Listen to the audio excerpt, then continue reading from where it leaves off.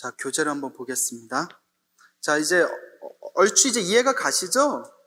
예, 지극한 마음으로 지극한 마음으로 귀명, 목숨 바쳐서 예배합니다. 누구께? 영상 당시 영취산에서 이제 법을 설하셨던 그때, 그 법화경을 설했을 때죠. 수불부초, 부처님께 부촉받았던 10대 제자와 16성가, 500성가, 독수성, 내지 나아가 1200 제대 아라한 모든 크나 크신 아라한들을 포함해서 무량자비 성중, 한량없는 자비로우신 성중, 성인들께 지극한 마음으로 목숨 바쳐서 절하옵니다 라는 부처님의 제자들에 대한 한없는 찬탄이 되겠습니다. 아시겠죠? 예? 그러니까 이제 앞부분에 이제 시아본사 서가모니불과 이제 불타야중 하면서 부처님께 예를 올렸고, 그 다음에 누구에게 예를 올렸어요? 달마야중에서 부처님께서 설하신 가르침에 예를 올렸고, 그 다음에 대지문수 사리보살, 보현보살, 관세음보살, 지장보살, 대표적인 대승보살님들께 예를 올렸고, 그리고 부처님의 이제 살아 계셨을 때 부처님의 법을 부촉받은 그런 부처님의 거룩하신 제자분들에게 예를 올립니다. 자, 그리고 부처님의 이제 돌아가시고 나서 서건 돈진, 서건은 어딜까요? 그렇죠, 인도죠. 천축이라고도 불렀고, 서쪽, 인도죠, 인도. 서건, 인도. 동진은 어딜까요? 동진. 중국을 뜻합니다, 중국. 중국을 또 뜻하고, 아해동. 아해동은 어딜까요? 그 방일 때 급은 이제 접속사고요. 아해동. 우리 나라. 해동. 우리나라. 예? 예? 그래서 인도에서 중국을 거쳐서 우리나라, 해동이 우리나라잖아요. 대한민국. 우리나라에 이르기까지 역대 전등, 역대로 전등, 등불을 전해주신, 자, 불교에서는 무명, 어리석음, 번뇌와 망상을 어둠에 상징합니다. 그럼 부처님의 법은 뭐와 같다고 할까요? 등불과 같아요. 어둠을 쳐부시는 등불. 그래서 전등, 부처님의 깨달음을 전하는 것을 두 글자로 뭐라고 한다? 전등이라고 부릅니다. 한자 수어로. 그래서 선종에서 선종으로 깨달음의 법이 깨달음의 법으로 전해진 그 모든 큰 스님들의 깨달으셨던 기연을 모아놓으신 책이 전등록이라고 있죠. 그래서 역대 전등, 역대로 등불을 전해주신, 깨달음을 전해주신 제대조사, 천하종사. 제대조사는, 이제 조사는, 이제 조사나 종사나 이제 비슷한데, 조사의 원래 의미는 부처님의 제자이지만 인도식 표현이에요. 조사하고 종사라는 표현. 조사, 종사, 대사, 이런 표현이 있죠. 중국식 표현입니다. 부처님의 제자지만 부처님하고 거의 동등한 깨달음을 얻으신 분을 우리가 뭐라고 한다? 조사라고 부릅니다. 뭐라고 한다고요? 네, 부처님하고 똑같은 깨달음, 거의 부처님하고 동등한 깨달음, 부처님과 거의 버금가는 덕을 갖추신 분을 부처님의 제자이기 때문에 부처님이란 표현은 안 쓰지만 중국에서 조사다라고 표현을 하고요. 그리고 부처님의 가르침을 바르고 잘 이해해서 그 중생들을 위해서 새로운 종파를 만드신 그 종파의 시조를 뭐라고 부른다? 종사라고 부르게 됩니다. 아시겠죠? 그래서 천태종을 만들었으면 천태종사, 그 화엄종은 화엄종사, 이렇게 어떤 한 종파의 크나크신 우두머리를 종사라고 부르요. 그래서 이제 권력으로 우두머리가 아니라 덕과 지혜에 있어서, 수행에 있어서 크나크신 그 종파의 우두머리를 종사라고 부르게 됩니다. 그래서 제대종사, 모든 크나크신 조사 스님과 천하종사, 천하라는 것은 이제 이 드넓은 세계를 뜻하죠. 이 인도에서 중국에서 우리나라에 이르기까지 그 뛰어나셨던 큰 스님들이 일체미진수, 그 큰 스님들을 포함해서 그분들이 얼만큼 많다는 거예요. 미진이라는 뜻은 먼지를 뜻합니다. 미진이 뭐라고요? 먼지, 티끌을 뜻해요. 예? 산을 쪼개서 사람 눈에 보이지 않고 햇빛이 비치면, 여러분들 눈에 보이지 않다가 햇빛이 유리창에 쫙 비칠 때 입을 탁 털면 먼지 막 풀썩풀썩 날리는 거 있죠. 햇빛이 비쳐야 보이는 먼지를 미진이라고 부릅니다. 아시겠죠? 예? 얼만큼 많다는 거예요. 미진의 숫자만큼 많은 이 모든 선지식들을 우리가 어떻게 하겠다? 예? 예? 지극한 마음으로 목숨 바쳐서 예배합니다. 필기하느라 정신이 없으신 거죠? 예, 그래요. 필기 열심히 해놔야 될 겁니다, 아마. 예. 자, 천하종사, 일체미주수, 제대 선지식. 선지식의 표현은 원래 의미는 좋은 벗이라는 뜻입니다. 무슨 벗? 좋은 벗. 좋은 벗은 나에게 내가 복을 짓게 해주고, 나를 올바른 길로 가게 해주고, 나에게 깨달음을 전해주는 벗이 좋은 벗입니다. 이해 가죠? 그러니까 이제 친구들하고 이제 술 마시는데 술값이 없어요. 그 친구가 대신 술값을 내줬어요. 불교에서 말하는 좋은 벗이다 아니다. 아니라는 거예요. 술을 먹을 때 너 그렇게 술 먹으면 되니 건강을 생각해서 술 먹지 마. 너 그러면 옳지 못해. 이런 게 좋은 벗이 아시겠죠? 근데 그 주변에 친구가 없을 거예요. 그런 분은. 야 재수없어 막 이럴 거예요 아마. 자, 그래서 선지식이라는 표현은 깨달음으로 이끌어주는, 올바른 길로 이끌어주는 좋은 벗을 중국에서 선지식이라고 번역을 했는데, 그래서 부처님께서는 우리가 2600년이 흐른 지금 우리의 입장에서 부처님을 배웠을 때 부처님은 뭔가 거룩하고 근엄하고 뭔가 번접할 수 없는 그러한 모습이 보이지만, 실제 부처님의 그런 어떤 삶과 제자들과의 일화를 보면 당신 제자들에게 뭐라고 부르셨냐면, 뭐라고 부르셨을까요? 벗이여라고 많이 부르셨습니다. 벗이여. 이해 가시죠? 당신의 제자들에게 야 라든가 나의 제자야 라든가 야 학생야 막 이런 표현을 잘 안 쓰시고 뭐라고 쓰셨죠? 벗이여라는 표현을 많이 쓰셨습니다. 그래서 선지식에 어떤 뜻이 있다? 좋은 벗. 그러면 진짜 좋은 벗은 어떤 뜻이다? 나를 깨침의 길로 인도해주는 올바른 스승과 같은 존재를 좋은 벗이라고 합니다. 여러분은 그런 좋은 벗이 있나요? 진짜요? 항상 이제 나에게 좋은 벗이 있기를 바라지 말고 내가 좋은 벗이 되기를 바라라라는 말이 있죠. 예. 그래서 하여튼 사람들하고 원만하게 잘 지내는 것도 복입니다.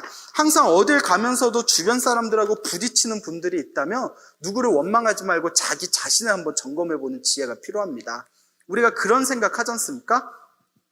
내가 저 사람만 없으면 살 것 같은데, 내가 저 사람 때문에 너무 힘들어. 왜 내 주변에는 이런 녀석들만 있지? 그런데 다른 사람도 나를 보면서 그렇게 생각할 수 있다는 거죠. 맞죠? 예. 분위기가 또 갑자기 무거워지네요.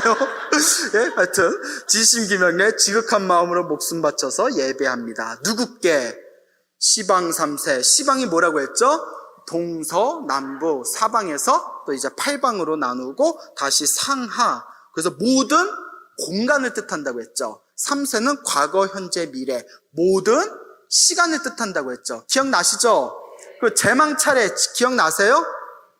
제망차례 제석천에 궁전 위에 뒤덮여 있는 그물이 있는데 이 그물마다 뭐가 걸려있다? 구슬, 거울이 걸려있다. 그래서 이 구슬, 거울이 가운데 그 그물 가운데 있으면 구슬과 거울이 서로가 서로를 비춰서 끝이 보이지 않게 한량없이 펼쳐져 있는 것과 같은 그런 장엄한 모습을 연출한다. 그래서 그것을 그 제석천의 궁전 위에 있는 그 그물, 구슬이 달린 그물을 두 글자로 뭐라고 부른다? 제망이라고 부른다라고 말씀을 드렸습니다. 기억나시죠? 근데 찰해는 뭐라고 했어요? 땅과 바다, 국토라고 했죠. 요 제망, 이렇게 한량없는 국토에 항상 머무르고 계시는, 여기 주자가 주인 주자로 되어 있네요. 머무를 주자인데, 이게 주인 주자로 되는데 머무를 주자입니다. 그래서 항상, 이제 이거 오타예요. 옆에다 이제 사람 인자를 하나 넣어주세요. 그래서 항상 머무르고 계시는 모든 누구에게 귀의합니다?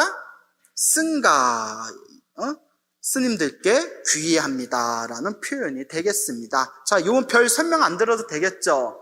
자, 그래서 이제 승가, 스님들, 부처님, 불법승 삼보. 자, 예불문이 불법승 삼보에 귀의한다는 삼귀의를 확장 해석해서 만든 게 뭐다? 예불문이다라고 했습니다. 기억나요, 안 나요? 그래서 시아본사 서가모니불과 불타야중은 누구에게 귀의한다는 뜻이다? 부처님께 귀의한다는 뜻이고, 달마야중은 누구에게 귀의한다는 뜻이다?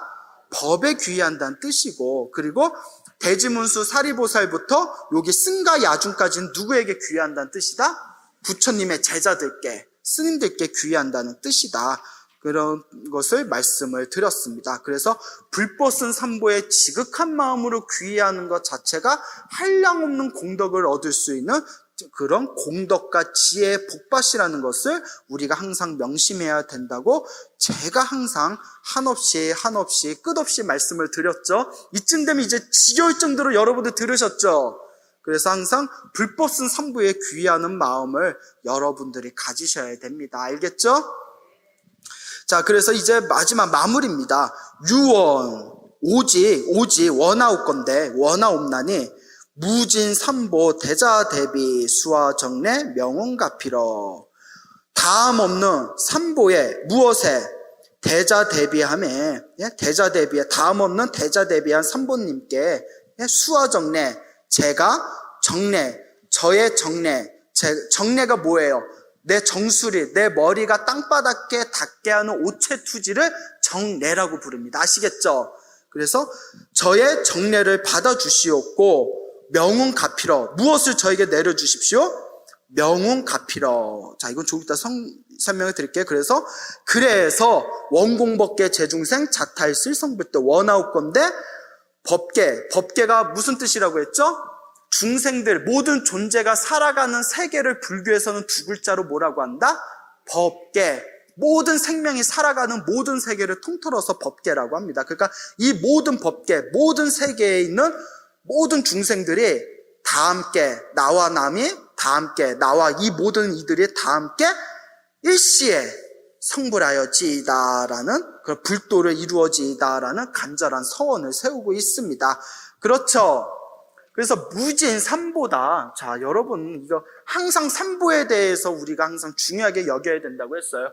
불법은 삼보의 위신력은 참으로 한량없고 그 끝이 없다 해서 무진 삼보, 다음 없는 삼보라는 거예요. 삼보, 부처님과 법과 스님네께 귀의하는 것은 강력한 선업의 공덕을 일으킨다고 했습니다. 그래서 우리가 항상 절을 할 때, 자, 우리가 절을 할 때 몇 번 절을 하죠?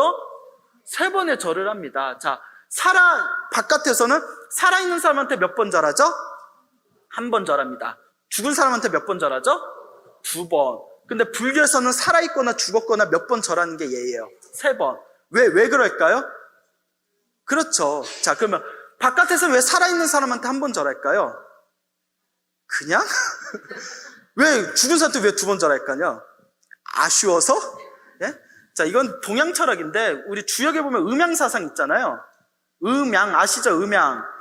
양은 이제 살아있고 태양, 햇빛, 빛을 양이라고 하고 그림자를 음이라고 하고 어두운 것을 음이라고 하고, 그러니까 살아있는 것은 양이겠어요? 음이겠어요? 양일 듯하겠죠? 죽은 것은 그래서 귀신을 중국에서 음신이라고 불러요. 음신, 그늘진 신이다. 어두운 신. 그래서 우리 양, 음으로 나누는데 숫자로 했을 때 양은 숫자로 몇일까요? 예, 홀수. 잘하시네. 1을 뜻합니다. 음은 뭘까요? 이 짝수, 2를 뜻합니다. 이런 식으로 나가게 되거든요. 그러니까 살아있는 사람한테는 절할 때는 살아있으니까 몇 번을 절한다? 1번. 양을 뜻하는 겁니다. 이해 가시죠? 돌아가신 분은 음이니까 몇 번 절한다?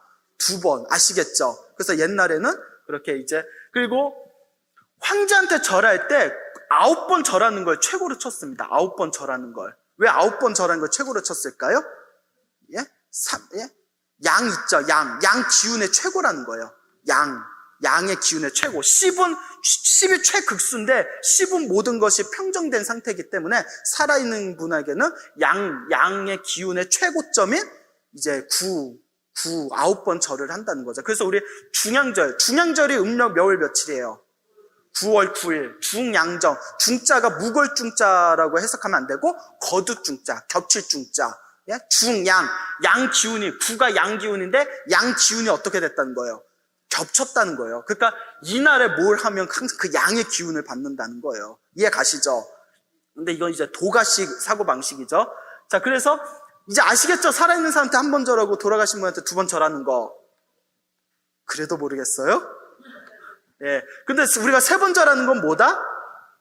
이거는 양하고 전혀 상관없이 불법은 삼보에 귀의한다는 뜻입니다. 그래서 절을 한 번 할 때 부처님께 귀의합니다. 절을 2번 할 때 법에 귀의합니다. 절을 3번 할 때 스님네께 귀의합니다. 그 마지막에 고두례 하죠. 고두례를 하면서 세세생생 영원토록 누구에게 귀의합니다? 불법승 삼보에 귀의합니다. 고두례 하면서. 그리고 일어나서 마지막으로 뭐래요? 합장 반배하면서 모든 중생이 다 함께 성불하여지다라는 것이 바로 삼배의 가장 FM적인 모범적인 그런 어떤 형태가 되겠습니다. 알겠습니까? 비에 속하는 거죠. 그래서 우리가 대비 관세음보살이라고 할 때 대비라는 표현을 쓰면 글자 수를 맞추려서 대비라고 했지만 반드시 어떤 뜻이 포함되는 거다. 대자, 대비란 것이 표현되어져 있는 거다라고 제가 말씀을 드립니다. 그리고 수와 정례라는 것이 이제 내 정수리를 땅바닥에 갖다 대면서 오체투지를 하는 것을 정례라고 부르는데, 절에는 크게 예배라는 게 무슨 뜻이 있다? 절이라는 뜻이 있다. 근데 예배에는 크게 2가지 예배가 있다. 첫 번째 예배가 무슨 예배예요?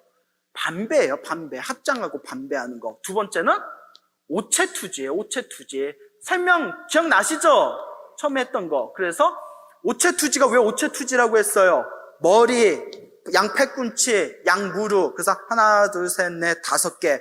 5개를 땅바닥에 다 내려놓는 거예요. 근데 우리가 절을 할 때 이마를 땅바닥에 대지 않는 것은 마음에 공경심이 있는 거다, 없는 거다? 없는 거예요. 자기 머리 더러워질까봐 땅바닥에 부처 밑에 절하면서 대지 않는 것은 공경심이 없는 거다. 그래서 큰 스님들이 이렇게 사람들이 와서, 이제 저희 스님들이 와서 이렇게 젊은 스님들이 절을 올릴 때 큰 스님들이 안 보는 척 하면서 땅바닥이 이마에 되나 안 되나를 이렇게 보신대요. 이 녀석이 진짜 마음을 하심을 하고 있나 안 하고 있나. 그냥 안 닿으면 또 어쩌시겠어요? 예? 예? 또 어쩌실 거예요? 안 닿으면? 너 왜 안 닿아? 이러면 쪼잔하다. 이런 얘기들이 더 들어요. 하지만 땅바닥, 진정한 정례는 어떤 마음이 돼야 된다? 내 이마를 완전히 땅바닥에 댄다라는. 그러니까 용수보살의 대지도론에 의하면 우리 인체 중에서 가장 소중하고 가장 위에 있는 게 어떤 거예요? 머리잖아요. 세상에서 가장 발로 밟히는 가장 더러운 곳이 어디예요? 땅이잖아요. 가장 더러운 곳에 나의 가장 소중한 높은 곳을 이제 땅바닥에 갖다 댄다라는 완전한 귀의를 뜻합니다. 아시겠습니까? 그래서 절을 하려면, 그리고 우리가 절집에서 절을 할 때 기본적인 예의가, 절을 많이 하실 때는 반드시 좌복 위에 무엇을 덮어야 된다? 다포를 덮어야 돼요. 항상 절집에서 예의를 지켜야 됩니다. 알겠죠? 그러니까 여러분들은, 제 강의를 들으시는 불자분들은 그렇게 예법을 좀 지키는 그런 불자분들이 되기를 바랍니다. 알겠죠? 하여튼 여러분들 복감하면 안 됩니다. 복을 지으셔야 돼요. 아시겠죠? 자, 가뜩이나 복도 없는데 복까지 감해버리면, 예? 자, 왜? 우리가 복이 얼마나 있다고, 예? 그나마 복 있는 게 부처님의 가르침을 만나서 복 짓는 방법을 배운 거지. 아시겠죠? 예, 그렇기 때문에 지금 부처님이 돌아가시고 말법 시대에 태어난 중생들 그게 복이 많은 게 아니에요. 그래서 지금 정신 바싹 차려서 복을 많이 지어야 됩니다. 알겠죠? 근데 그 중에서도 이렇게 인간의 몸을 받고 불법을 만난 건 그나마 전생에 성근이 있었다라는 확실한 증거입니다. 그래서 제가 이렇게 지극한 마음으로 고개 숙여서 이제 절을 합니다. 그래서 이제 합장에서 반배만 하더라도 한량없는 공덕이 있는데, 하물며 오체투지를 해서 절을 하는 거는 무한한 그런 성근이 있다고 합니다. 그래서 절을 하면 아주 강력한 공덕을 얻는다고 했죠. 절을 함으로써 복상을 타고나게 되고, 복 있는 그런 모습, 얼굴에 타고나게 되고, 목소리가 좋아지고, 그리고 예배를 하면서 공약물을 올렸기 때문에 부귀를 영화를 누리게 되고, 또 몸으로 절을 했던 공덕으로 업장이 소멸되고 건강한 몸을 얻게 되고, 그리고 또 어떤 공덕이 있다고 했어요?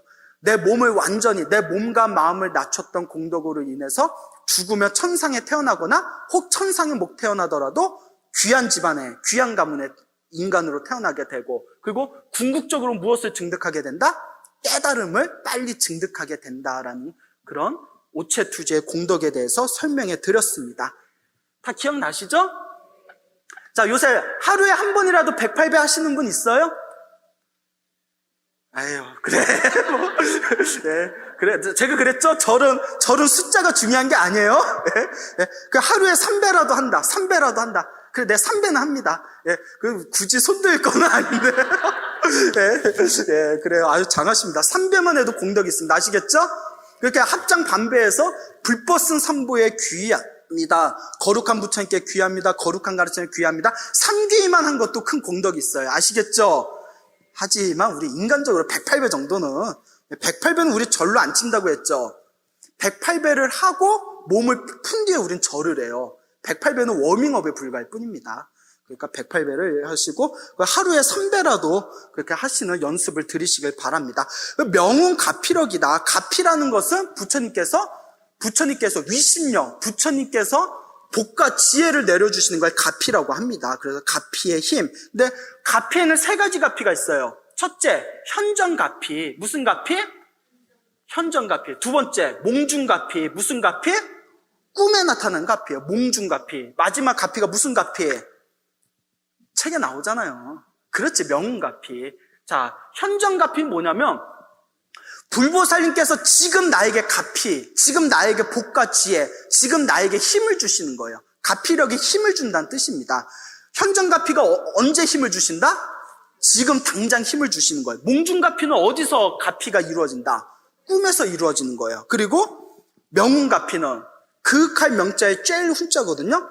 여기에서 말하는 훈자는 향에 의지하면 됩니다. 향. 뭐에 의지하면 된다고요?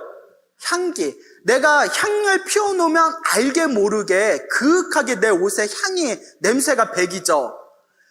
마치 있는 듯 없는 듯 그윽하게 이렇게 배어나오는 가피를 무슨 가피라고 한다? 명운가피라고 합니다. 아시겠습니까? 자, 현전가피가 어떤 예가 있냐면 묘양산에 금선대라는 그 절이 있었대요. 옛날에 조선시대 때. 묘양산에 가보신 분? 묘양산 가보셨어요? 예? 안 가보셨구나? 묘양산. 여기 조금만 가면 되는데. 자, 묘양산, 북한에 있죠? 예, 그래서 이제 묘양산에 금선대라는 절이 있는데 그 금선대라는 암자에 아름다운 관세음보살 탱화가 있답니다. 지금도 있는지 모르겠어요. 뭐 지금 북한에 갈 수가 없으니까.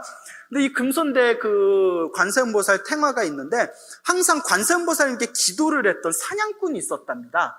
무슨 꾼? 사냥꾼이 있었대요. 요 사냥꾼이 근데 하루는 이제 또 사냥을 나가가지고 사냥을 하다가 호랑이를 만났어요. 그래서 호랑이를 피해서 이제 도망가려다가 절벽에서 뚝 떨어집니다.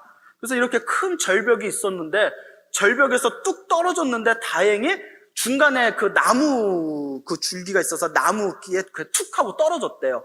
그래서 정신을 차려서 올라가려고 했더니 도저히 올라갈 수 없는 상황인데 간절하게 관세음보살을 부르면서 관세음보살님 제발 이 위급함에서 도와주십시오 했는데 갑자기 절벽에서 보이지 않는 나무 틈에서 커다란 구렁이가 이렇게 올라오더래요. 커다란 구렁이가 막 스멀스멀 올라오는데 아이고 호랑이를 피해서 여기 떨어졌더니 아이고 이거 구렁이한테 내가 잡아먹기가 생겼구나 하고 하면서 품에서 이렇게 단도를 이렇게 꺼냈대요. 품에서 단도를 꺼냈는데 구렁이가 자기 옆을 싹 이렇게 오는 순간 기회를 노려서 구렁이 등에다가 칼을 이렇게 박았답니다. 그러니까 푹 들어갔는데 구렁이가 꼼짝도 안 하는 거예요. 그래서 아이고 나 이제 죽었다 하는데 구렁이가 쳐다보지도 않고 칼이 박힌 채로 어떻게 했을까요? 절벽 위로 이렇게 올라가더래요.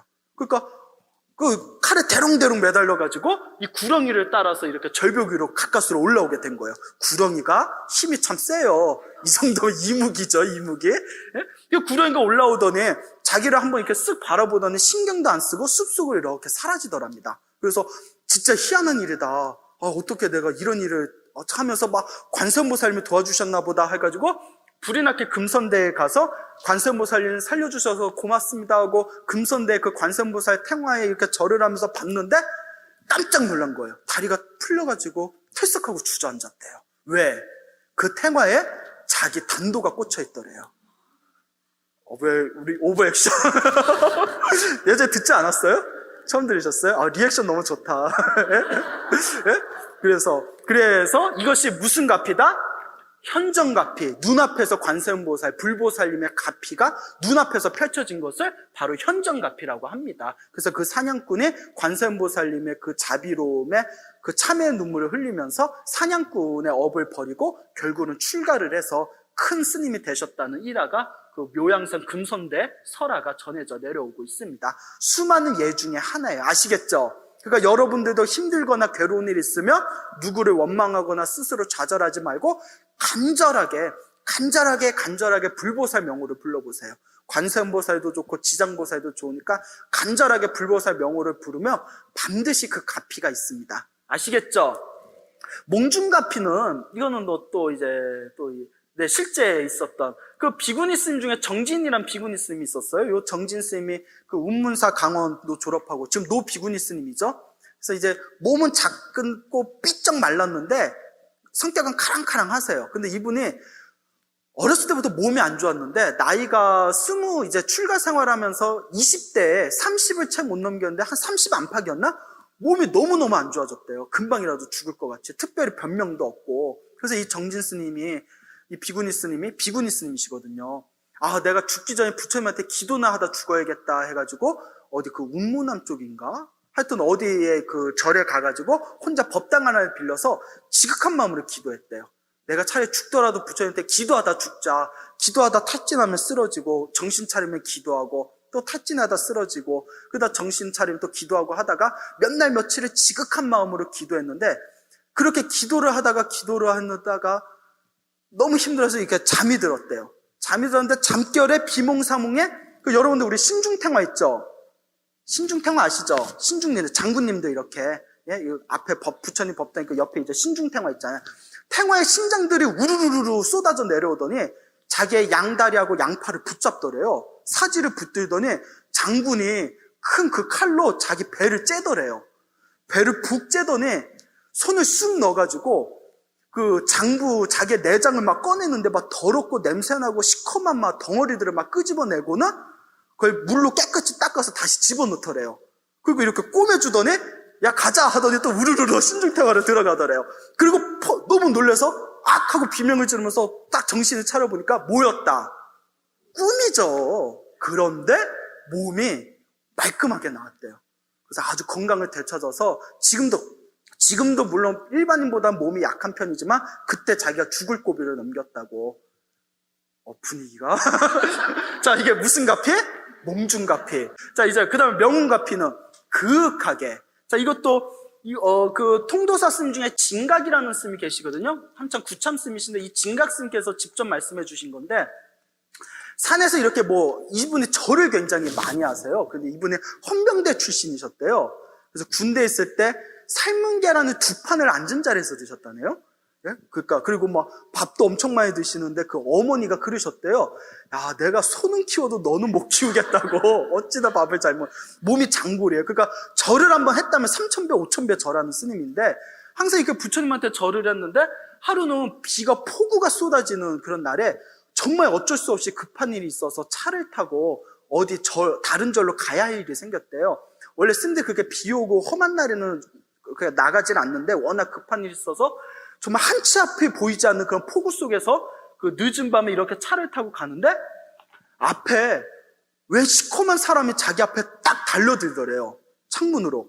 그래서 깜짝 놀라서 끼익 하고 브레이크를 밟아서 정신을 차려봤는데 앞에 여자아이가 놀래가지고 이렇게 넘어져서 이렇게 떨고 있더래요. 이해 가시죠? 그래서 앞에 그 시커먼 남자 같은 게 휙 덮치지 않았으면 어떻게 할 뻔했을까요? 애를 칠 뻔했는데 그 시커먼 그 남자 같은 게 확 달려들어가지고 브레이크를 밟은 건데 이렇게 내려서 봤더니 여자애가 이렇게 겁먹고 이렇게 도로 위에 이렇게 쓰러져 있다라는 거예요. 그러니까 이 진각스님이 이거 신장이 도와주신 것 같다고. 그래서 이게 눈앞에 확 드러난 것도 아니고 꿈에서 꾼 것도 아니지만 어때요? 은은하게 보이지 않게 보호해주는 듯 보호해주지 않는 듯 그렇게 은은하게 보이지 않게 베풀어 주시는 가피가 있다고 해서 무슨 가피? 명운가피. 근데 가피 중에서 가장 뛰어난 가피가 무슨 가피다? 명운가피라는 거예요. 현정가피는 급할 때 한번 나오시는 거고 몽중가피는 꿈에서 그냥 이렇게 기도 열심히 하면 가피를 내려주신 거지만 우리가 절을 한번 하고 108번을 한번 하고 연부를 하고 기도를 하고 달안을 할 때마다 은은한 명운의 가피가 항상 우리를 돌봐주고 있다는 겁니다. 이해 가십니까? 그래서 이와 같이 저의 정례를 받아주시옵고 무엇을 내려주십시오? 명운. 은은한 가피력을 내려주십시오. 그래서 원하옵건대 법계 모든 중생이 살고 있는 이 모든 세계 중생들이 다 함께 어떻게 하여지이다? 불도를 이루어지이다. 부처님이 되어지이다라는 간절한 소망을 일으키고 있습니다. 그래서 불교에서는 이렇게 얘기하고 있습니다. 불교에서는 원력을 세운다는 말이 있는데 수많은 원력 중에서 최고의 원력이 있다. 그것은 바로 무엇이다? 자타일시 성불도. 모든 중생이 다 함께 성불하게 해 주십시오라고 마음을 일으키는 것 자체가 최고의 공덕을 얻을 수가 있는 최고의 방법이라고 합니다. 그래서 우리가 삼귀라고 기도를 하고 연불을 할 때 개인적인 소원이 있더라도 기도를 끝내고 나서는 반드시 무슨 발언부터 먼저 해라? 자타일시 성불도부터 먼저 발언을 하고 나서 개인적인 그런 소원을 이렇게 간절하게 비신다면 항상 은은하게 항상 불보살님께서 우리에게 가피를 내려주시고 지혜와 복덕을 내려주실 겁니다. 아시겠습니까? 자, 오늘은 예불문 강의 여기서 마치겠습니다.